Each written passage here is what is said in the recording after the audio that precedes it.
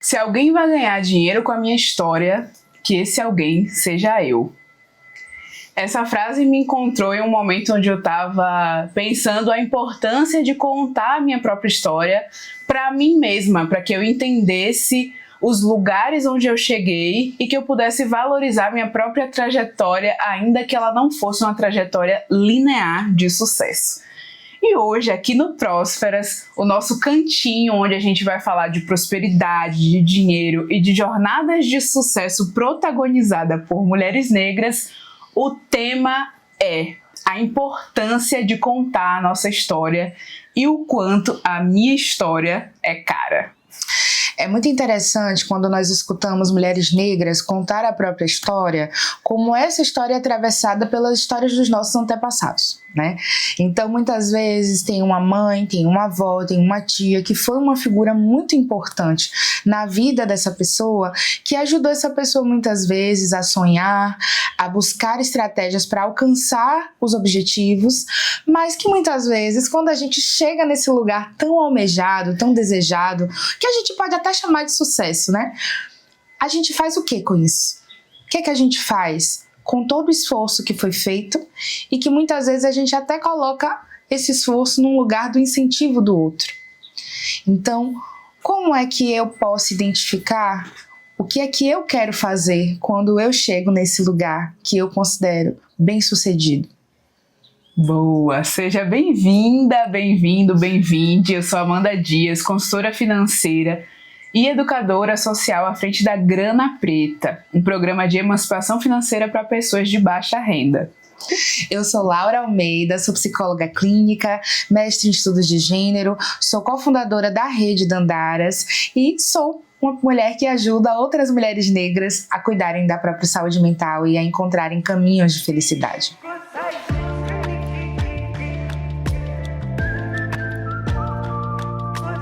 E hoje a gente vai começar falando sobre essa importância de contar a nossa própria história para que a gente se entenda enquanto indivíduo. Esse conceito, para mim, surgiu muito num período em que eu estava conversando com uma irmã de santo minha e a gente estava entendendo a importância de olhar para trás e reconhecer todo o acúmulo de conhecimento que a gente teve. Porque o que acontece? Nessa jornada profissional, de carreira, a gente tem muito essa falsa impressão de... Na verdade, isso é uma coisa criada mesmo, né? O gato, né? Vocês vão ouvir um gato no fundo, vocês vão ouvir reforma, máquina, música, mas é isso aí, vida real. A vida real da mulher negra. A vida real acontecendo. E eu espero que isso não seja um empecilho para o que a gente vai falar aqui. Bom, e a gente tem essa falsa... o mercado coloca a gente muito nesse lugar de... Quando a gente vai se apresentar e falar sobre as nossas características, os nossos talentos, a gente tende a falar apenas sobre o conteúdo acadêmico, sobre a jornada formal de educação. O currículo. A jornada formal de educação que nos trouxe até aqui. Só que eu me recuso a pensar que foi só a minha jornada tradicional de educação, escola, universidade, que me trouxe até aqui. Eu aprendo e assim, eu tô fazendo leitura de mundo desde antes de aprender a ler nos livros. Então, esse conceito, a importância de contar a própria história surgiu no momento que eu estava conversando com a minha irmã de santo sobre isso. Eu já contei essa história nas redes sociais, mas tem muito tempo atrás, então eu vou contar de novo. Eu fui a Bian por 7 anos em uma casa de axé no interior da Bahia, e depois eu fui iniciada em outra casa, onde eu fui a Bian por mais 2 anos. 3 anos, eu acho. 3 anos. Então, toda essa trajetória de 10 anos de abianato, quando você muda de casa e muda de perspectiva, né? A gente vai para outro lugar e tem que aprender, assim... Não tudo novo no meu caso, porque a gente estava ainda na mesma nação, Queto, mas aprender tudo novo no sentido de que cada casa faz as coisas de uma forma diferente. E cada família, cada água, né, ela faz e canta as músicas de forma diferente, tem uma métrica diferente, tem formas de fazer mesmo diferente. Então eu tive que aprender muita coisa. Então existia uma tendência, às vezes, de desconsiderar o fato de que eu tinha 7 anos de vivência a mais antes de chegar naquela casa. Então isso me incomodava muito no sentido de, às vezes, sentir que as pessoas desconsideravam de onde vinha esse outro conhecimento. É como se, tipo, você tá chegando agora, você não pode falar sobre isso. Só que tá, eu tô chegando agora, vinda de 7 anos de experiência em outra casa. Quase é Bami. Pode cortar essa parte. Desculpa. É Bumian. Pode dar. Inclusive, as pessoas falavam Bumian. É Bumian, amiga. Os orgãs falavam a Bian é Bomi. Corta a parte. Não, pode deixar. Sei lá, faz o que você quiser.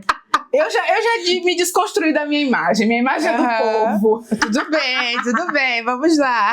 Aí sim.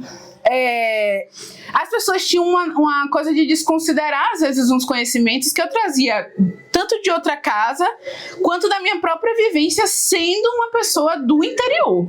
Sim. Porque isso tem toda marcador, uma coisa. Amiga? Eu tenho amigas que falam sobre isso, né? O quanto você sair de uma cidade do interior e ir morar na capital é um processo também de desterritorialização. Porque a gente vê o tempo de outra forma. Ah, vou lá na sua casa. Não, de meio-dia pra tarde. Quando o sol esfriar, eu vou lá. A gente sabe que horário é esse, porque a gente se relaciona com o tempo e com o espaço de uma outra forma. Então, eu sei exatamente que horas são por olhar a posição do sol, sentir o sentido do vento, por isso eu sei que vai chover ou não vai chover, enfim. São conhecimentos da relação que a gente tem com o ambiente e que não pode ser desconsiderado. Então, eu comecei a pensar assim, não, peraí, velho, eu tenho que contar a minha própria história até pra mim mesma, pra eu entender que quando eu falo de tal coisa, quando eu falo de tal conhecimento, eu não tô...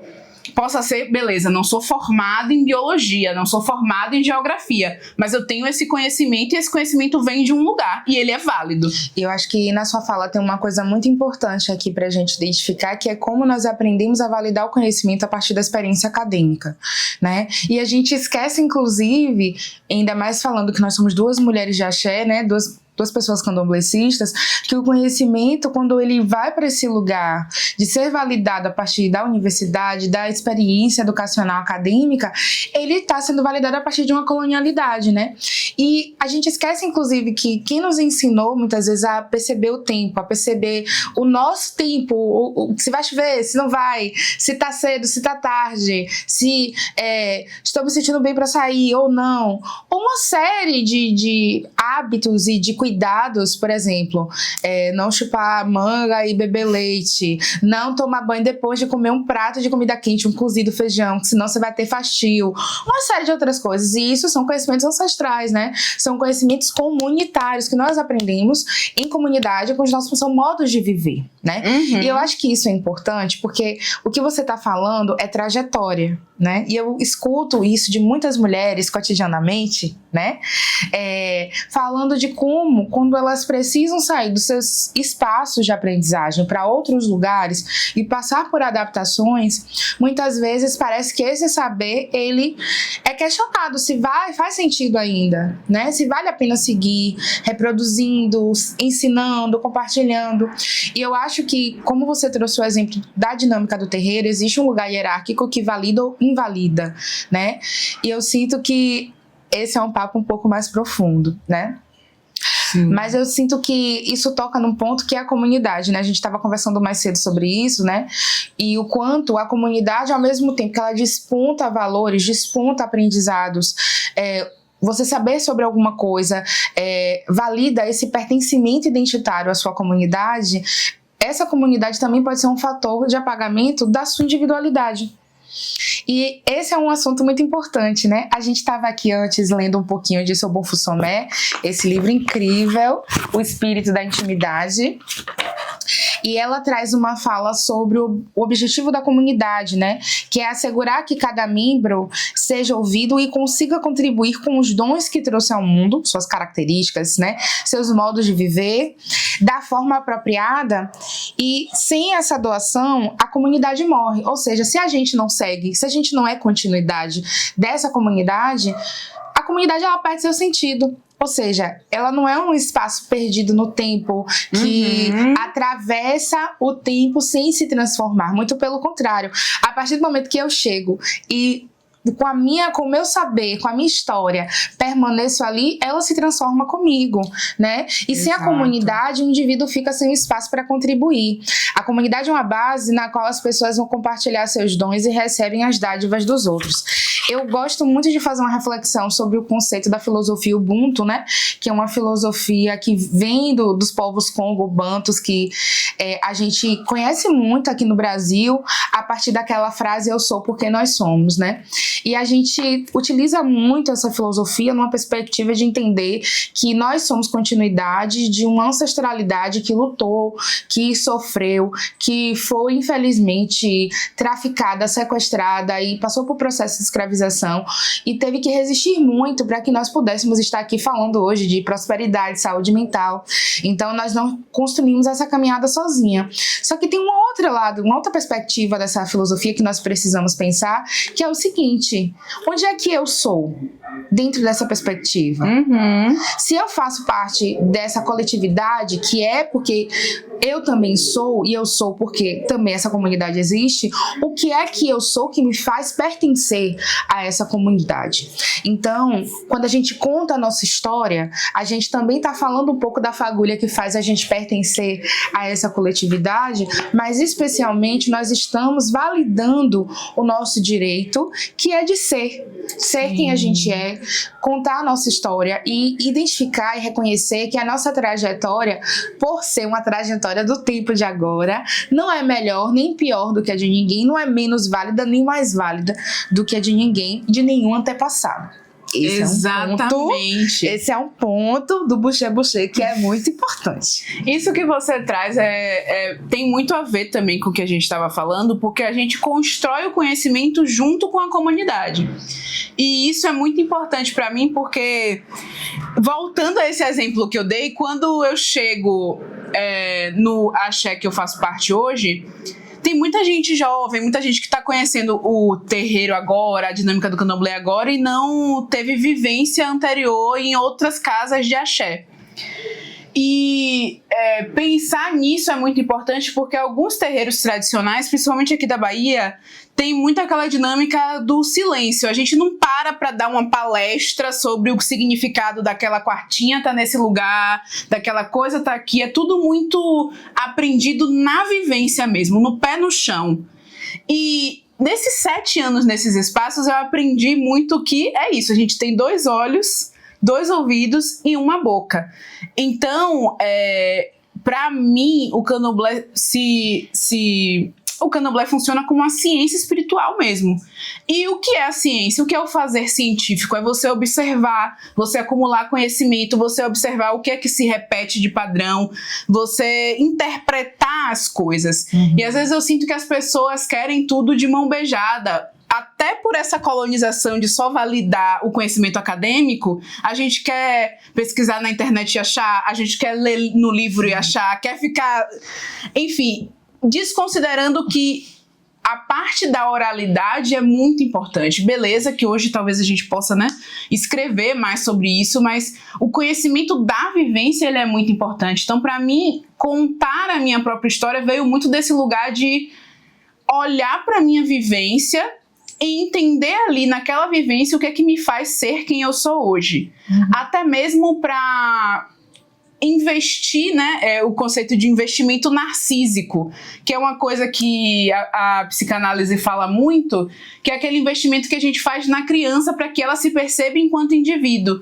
Mas muitas vezes a gente não teve esse investimento narcísico de forma ostensiva na infância, e a gente cresce cheio de lacunas, e a gente precisa fazer isso por nós mesmos para se reconhecer como indivíduo, se reconhecer enquanto individualidade, e também reconhecer o que é que a gente contribui dentro daquela comunidade. Quais são os nossos dons, quais são os nossos talentos, e esses talentos não existem só porque a gente tem um papel dizendo que você é formado em tal coisa, você é bacharel em tal coisa.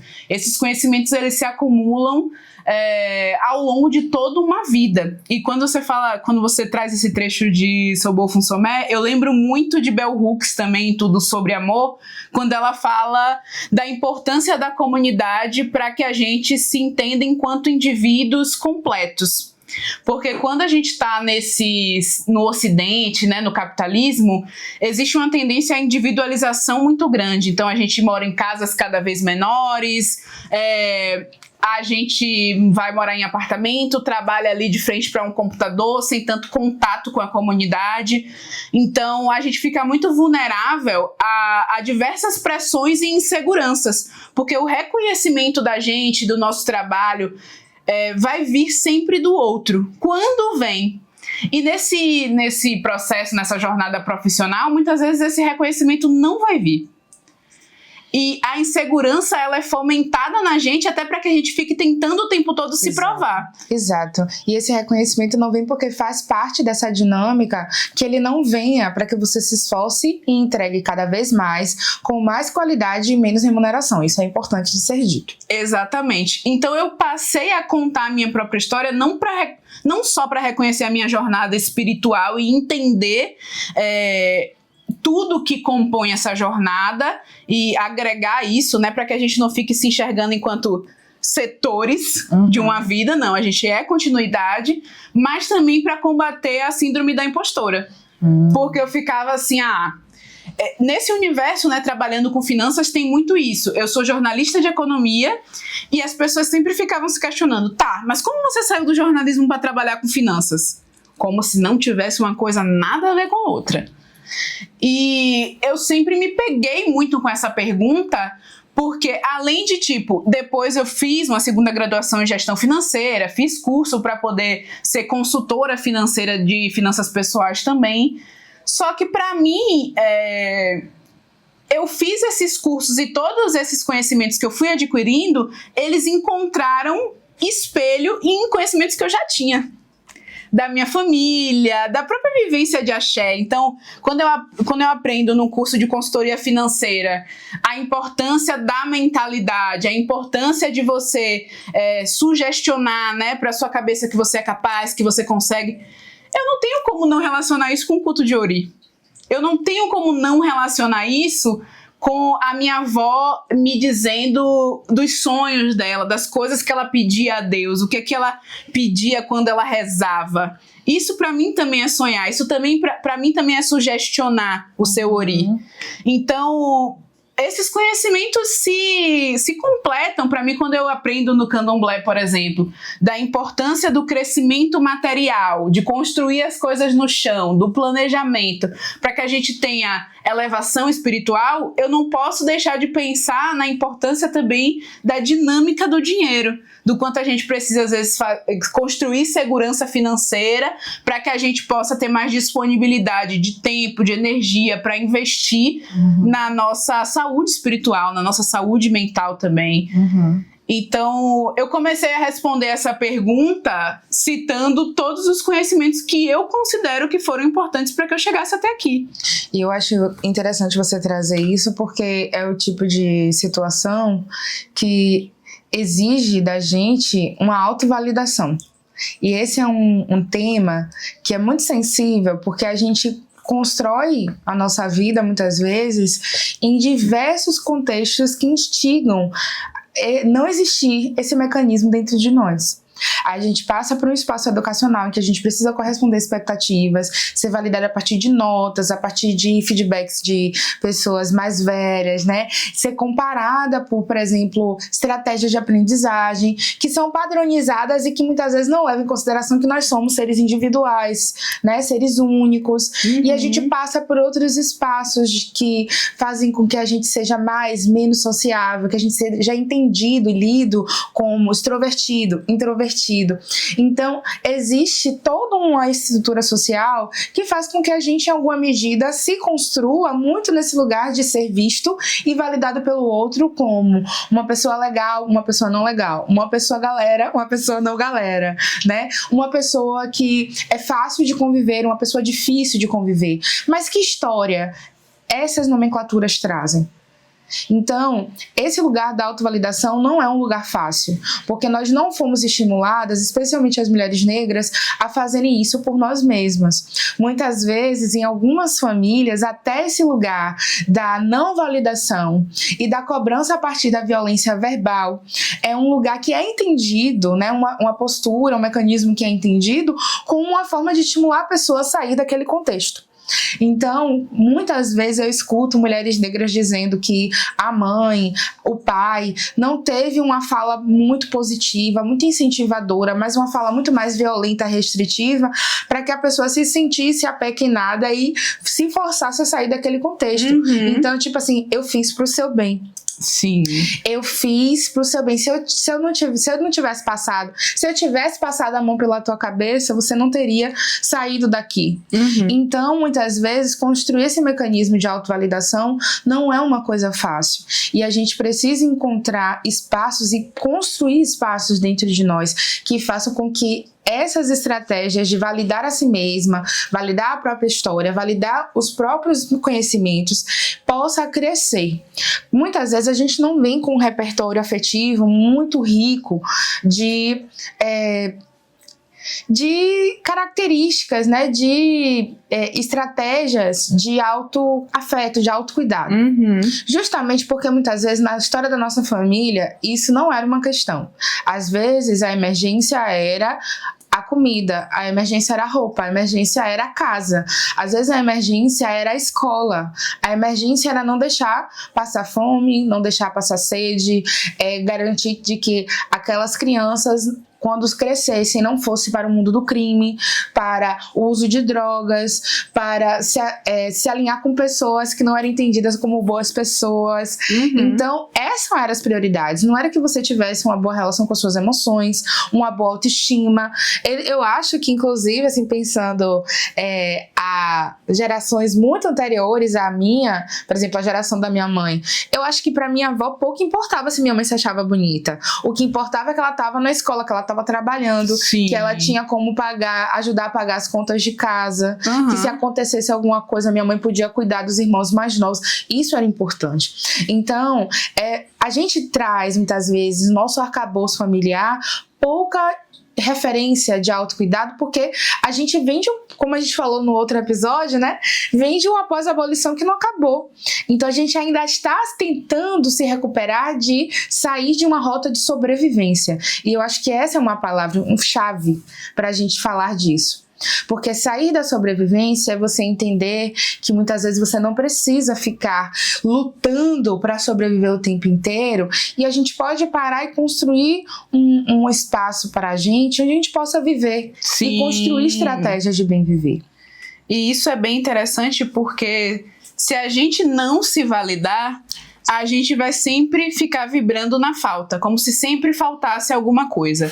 Isso para mim foi muito perceptível assim quando eu comecei a dar entrevista, porque as pessoas queriam essa jornada linear de sucesso, né? Eu fiz faculdade, me formei, comecei, nananana, mas minha vida não foi assim.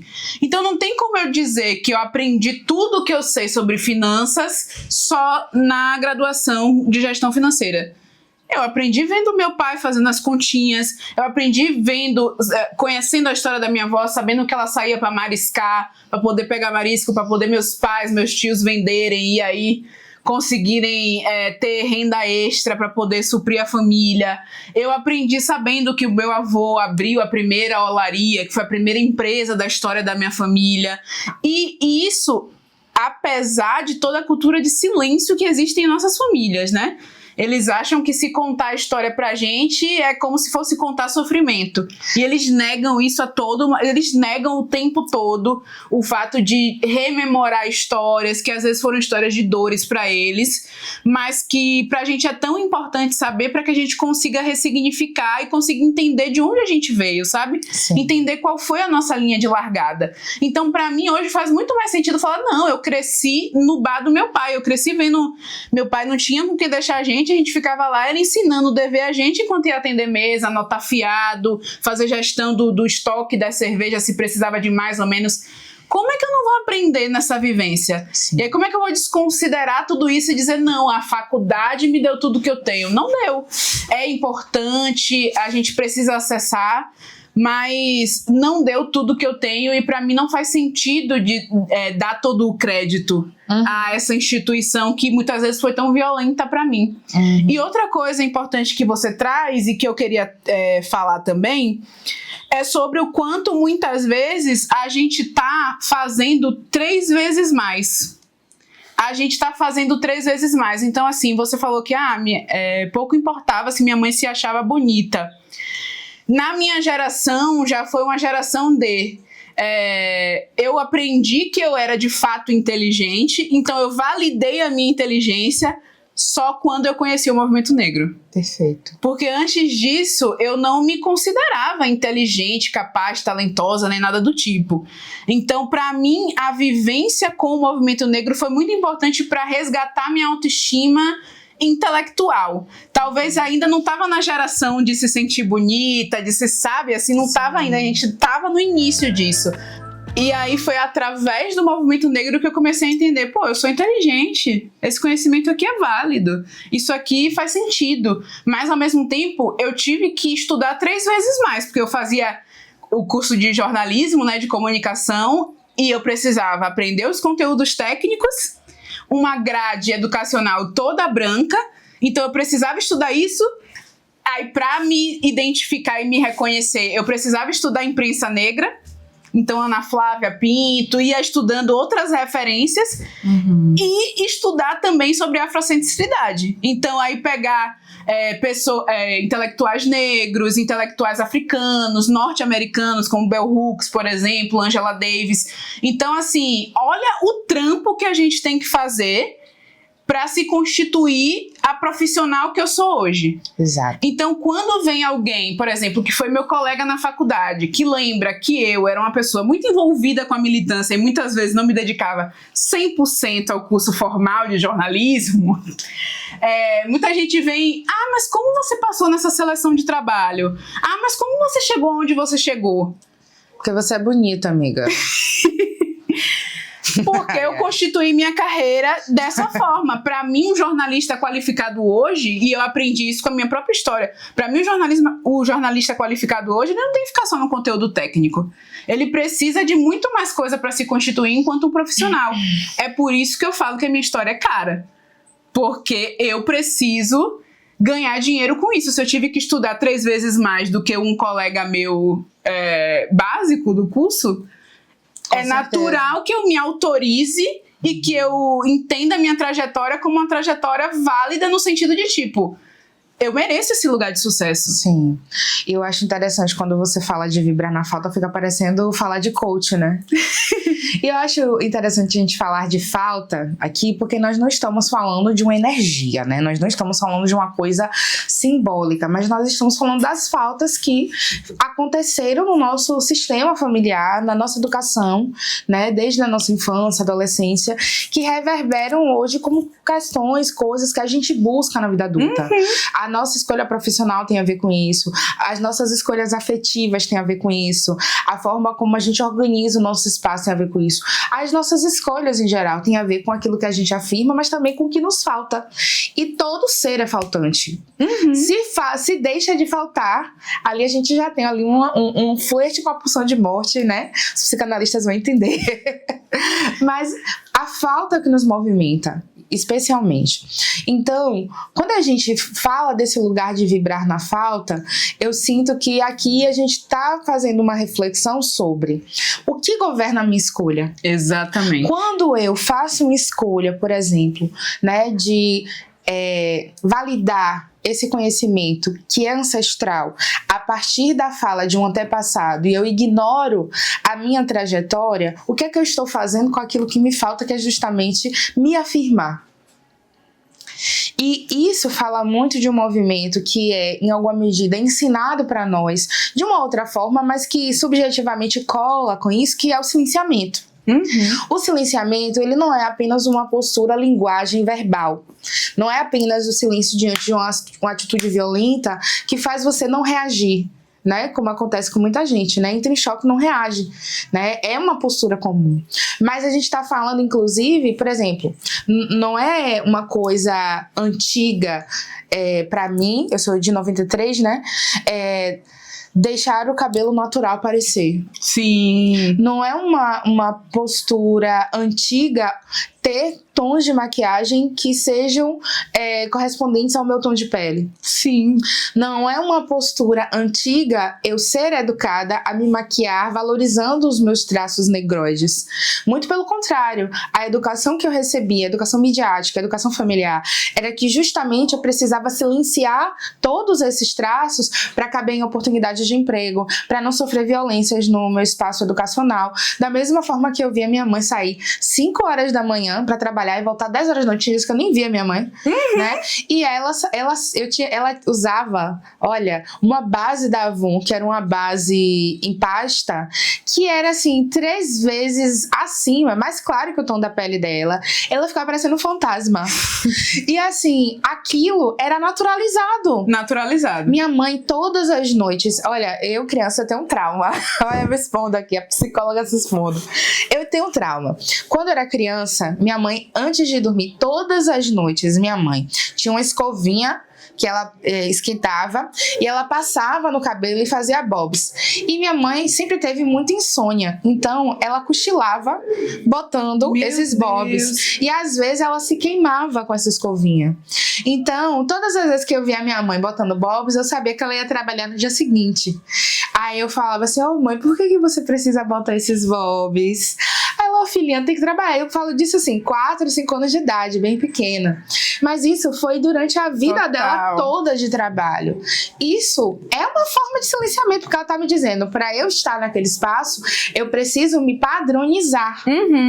Sendo que depois de um certo tempo eu descobri umas fotos de ainda não consigo traduzir para tem um trava quando era criança, minha mãe, antes de... Ih, tava te gravando, viado. Isso que tava, e ela passava no cabelo e fazia bobs, e minha mãe... Meu Deus, ela transcreveu tudo. Ela cochilava botando esses bobs e às vezes ela se queimava com essa escovinha. Então, todas as que eu via minha mãe bota no bobs. Laroeixo, bora! Mas enfim... o que eu queria dizer com isso? Para ela estar ali, ela precisava se padronizar. Ou seja, ela estava me dizendo que quem ela era, de fato, quando ela tirava tudo aquilo, quando ela botava a roupa dela de dentro de casa, não poderia aparecer naquele lugar. E isso não é uma questão assim, minha mãe ela tinha vergonha de si mesma. Não, é uma educação que a gente recebe como se fosse uma etiqueta, acho que é essa a palavra, etiqueta para estar em alguns lugares. Então o silenciamento é uma conduta que a gente vai aprendendo desde cedo. E isso não se aplica apenas a uma questão estética nem de linguagem, inclusive as nossas emoções. Se eu entendo que eu sou porque nós somos, onde é que eu fico eu? Né? O que está antes de mim tem mais força, tem mais voz. Não existe ninguém que venha fazer por nós algo que só nós podemos fazer. E se tem alguma coisa que a gente pode fazer pela gente, são as estratégias de autoconhecimento, as estratégias de autocuidado, de valorização da nossa saúde mental. Ai, Laura, mas como é que faz isso? Só posso fazer isso com terapia? Gente, sinceramente, eu acho que a terapia é uma ferramenta importante, mas eu não acho que todo mundo tenha que fazer terapia. Até porque a terapia é uma ferramenta que ela foi construída dentro de um contexto que não era o nosso. A gente adequa, a gente se adapta, né? Existem aí vários profissionais negros, né? Que estão aí se educando e construindo conhecimento para trabalhar com a diversidade que é o Brasil. Mas em contrapartida tem pessoas que preferem outras estratégias. Existe uma necessidade, talvez, de a gente reconhecer aquilo que faz sentido para nós, né? E esses conhecimentos validam esse lugar de construção, né? Se eu prefiro sair com amigos. Por exemplo, minha mãe tinha muito negócio de encontrar pessoas da mesma faixa etária para caminhar. Vai!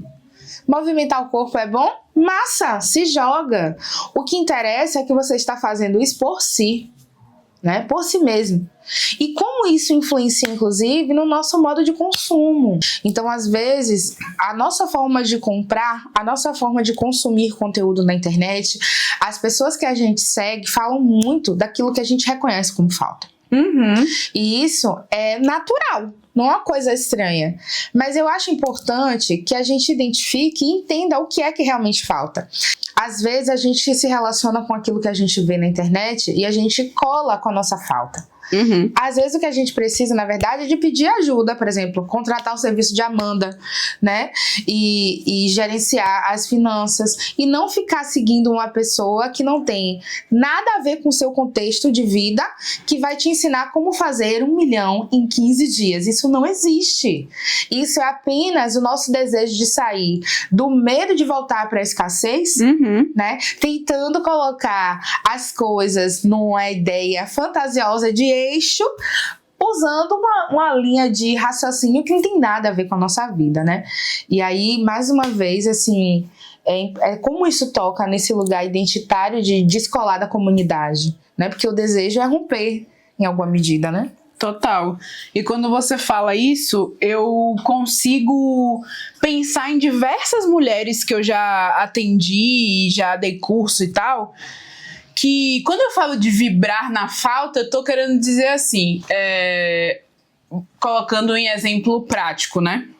A gente sempre acha que falta alguma coisa na gente e que a gente só pode, e isso se relaciona muito com o que você falou da sua mãe. Eu só posso ir pro trabalho se eu tiver feito bobs no cabelo.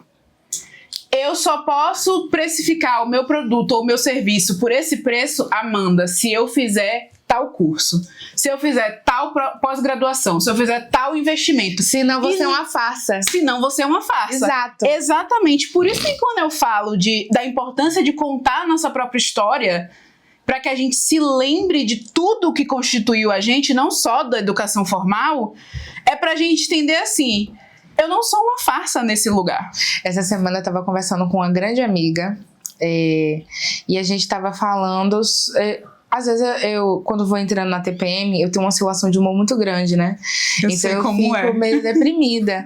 E aí, geralmente, tem algum tema da vez que vira o foco da depressão. E aí, eu tava conversando com ela sobre a minha vida espiritual. Isso não precisa entrar, né? Mas eu vou falar porque eu acho que faz sentido. Que assim, eu falei... Eu tô vivendo um momento bem diferente da vida e eu fico focando nesse momento como se essa fosse a grande chave. E aí, eu mandei um áudio bem choroso pra ela, falando mal do cristianismo, falando mal das heranças cristãs, porque eu venho de uma família extremamente cristã, né? Assim, e os valores que eu recebi na minha infância, inclusive de conduta, moral, de caráter, tem muito a ver com o cristianismo, né? Então, isso ainda molda um pouco da forma como eu olho o mundo. E aí... eu mandei um áudio assim, bem... ai, amiga, eu não aguento mais, que desgraça, que ódio! Eu tenho tanta raiva disso tudo.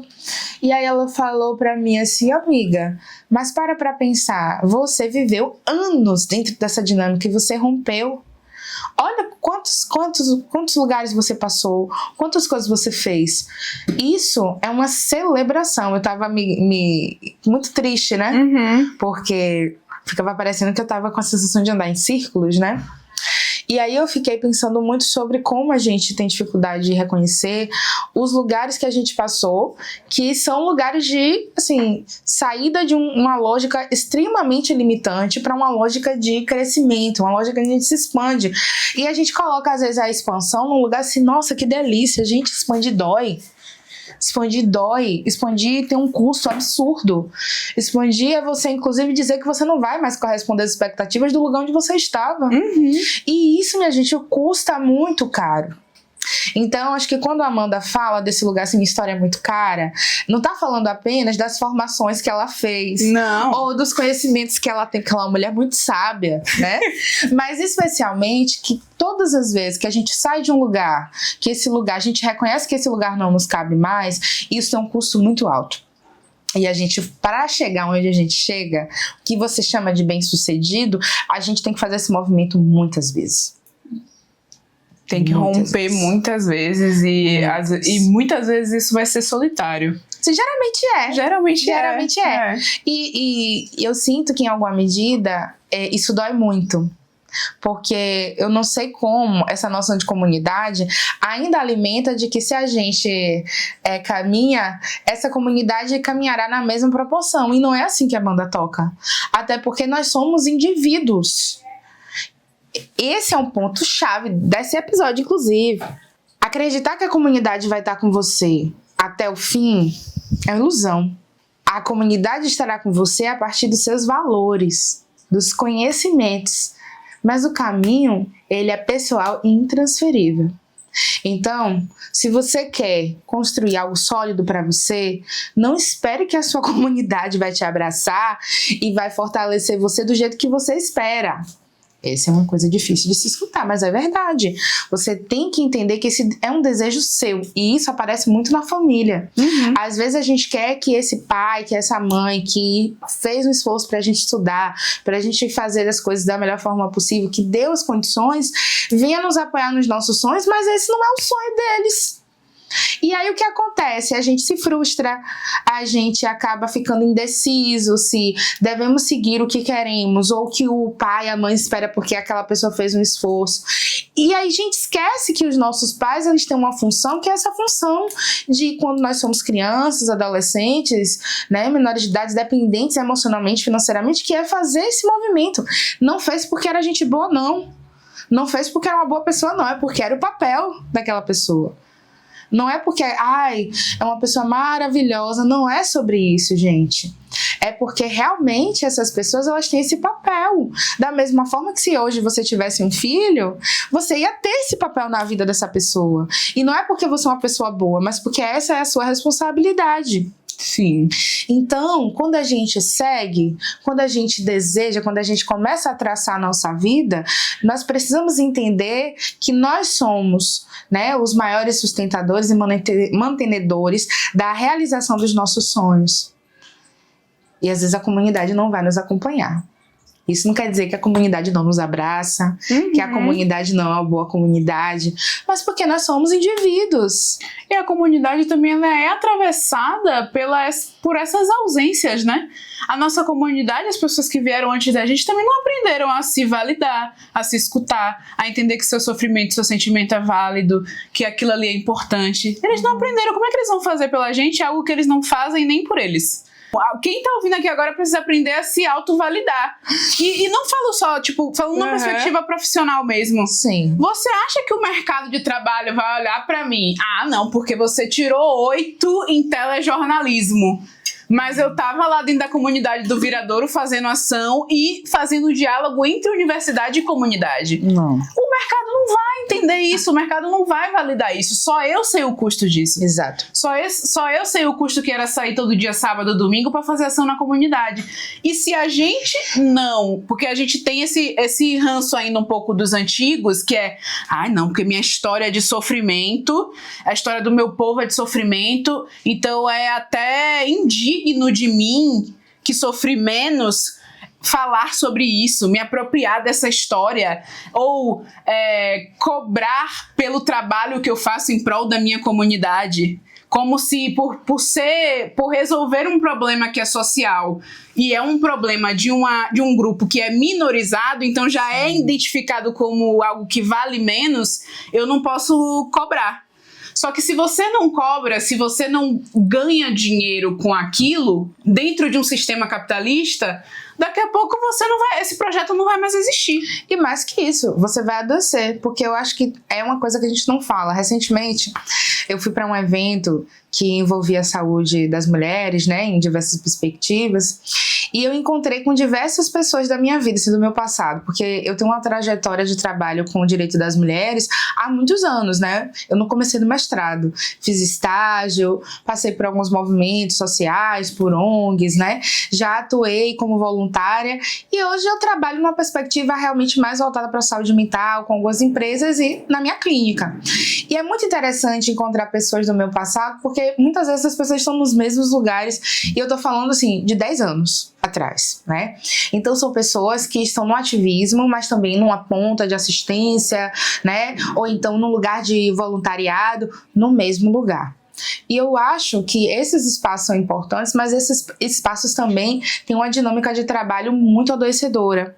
Mas ao mesmo tempo, quando a gente tem um ditado aqui, né, eu não sei se no mundo, né, mas em Salvador, né, antiguidade é posto, né, a gente tem que respeitar o mais velho.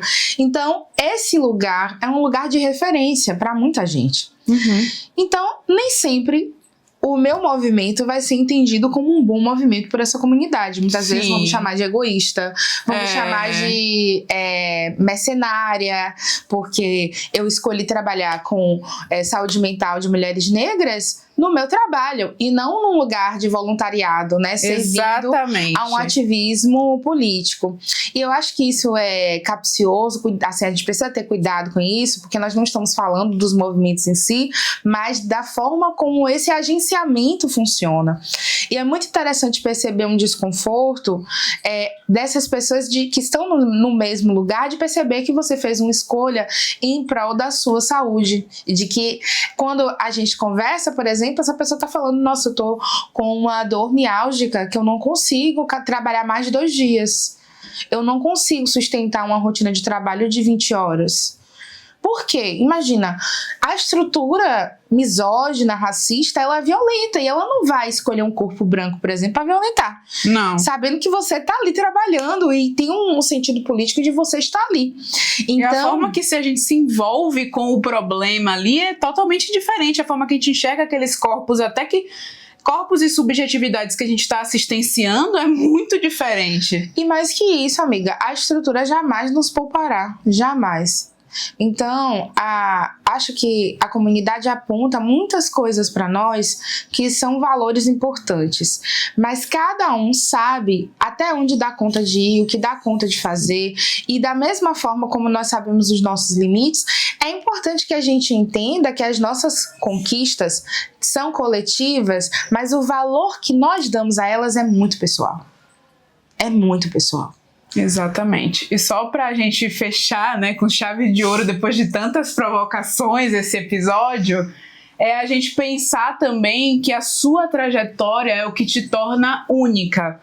A sua trajetória é o que eu costumo falar, né? Quando a gente vai precificar um trabalho, um serviço, a gente tem que colocar a nossa trajetória educacional, mas também a nossa trajetória de ascensão social, o fato de que eu saí do interior e tive que me virar na capital, falando da minha história, né?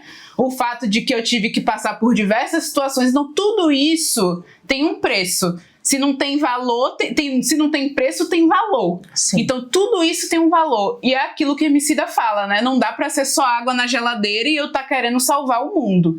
Então, é importante reconhecer a nossa própria trajetória, reconhecer tudo que nos torna único e validar isso, sabe? Contar a nossa própria história pra gente mesmo, pra que a gente possa entender até onde ela nos levou. E também abrir caminho para quem está querendo fazer essa escolha e não sabe ainda por onde ir. Exato, né? E especialmente que a gente aprenda a se poupar, né? A não se colocar, muitas vezes, em situações que venham só reforçar a invalidação da nossa trajetória, a invalidação dos nossos conhecimentos, a negar tudo que a gente já fez. Eu acho importante que a gente aprenda a se poupar, porque esse é um passo para o nosso autocuidado. É isso, gente. Um beijo e até o próximo episódio. Se você gostou, se inscreva no nosso canal e aqui na descrição do episódio também vai ter um link para você entrar no nosso grupo Prosperar Juntas, onde você vai poder mandar a sua história e quem sabe ela não vai estar aqui com a gente no próximo episódio. Axé. Tchau, tchau.